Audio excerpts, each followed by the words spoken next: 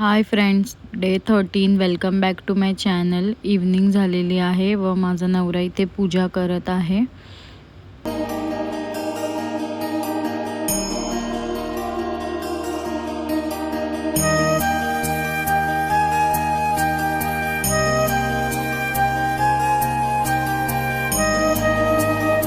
मी just बँड्रावरून आलो होतो, so माझा डोळा लागला होता. मी आणि माझा पिल्लू इथे झोपलेलो, तर ह्याने डायरेक्ट येऊन एवढ्या जोरात उठवलं की असं डचकायलाच झालं एकदम. त्यानंतर मग मी उठली. बिचाऱ्याने खूप काम वगैरे केलं, भांडी वगैरे सुद्धा इथे घासली. तसा खूप चांगला आहे, सगळं ऐकतो माझं काम वगैरे, पण हेल्प करतो मला.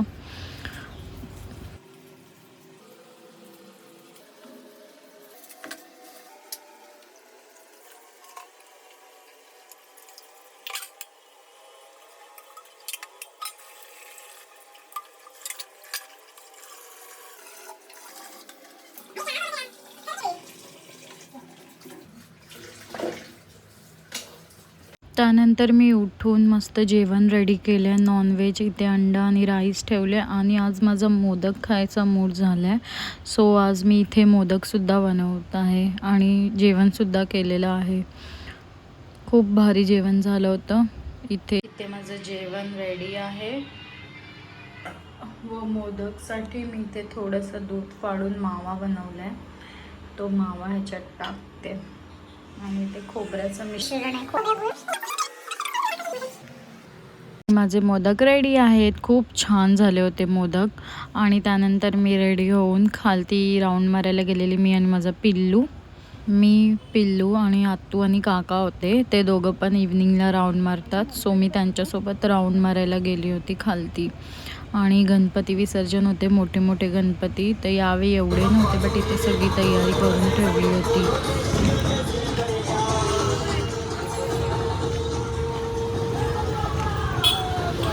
हे आहेत माझे आत्तू आणि काका. तर माझ्या पिल्लूला काकांनी पकडले व इथे आम्ही जात आहोत असंच एक राऊंड मारायला. आणि इथे जाता जाता कोणीतरी म्हणत असेल तर त्यांनी फ्री वडापाव होते, तर आम्ही ते वडापाव खाल्ला आणि त्यानंतर पुढे गेलो ज्यूस पिया.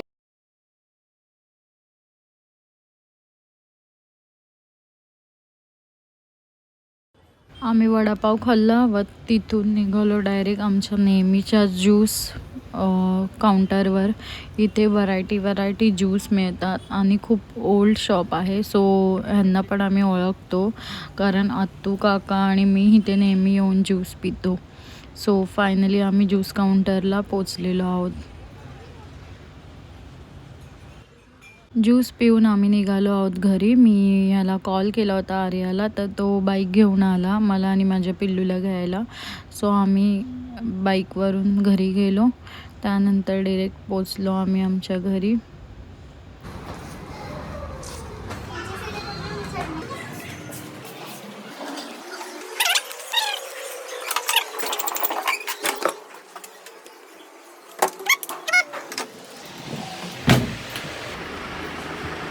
फायनली आलो आहे. माझा पिल्लूसुद्धा थकलेला, सो आराम करतो आहे.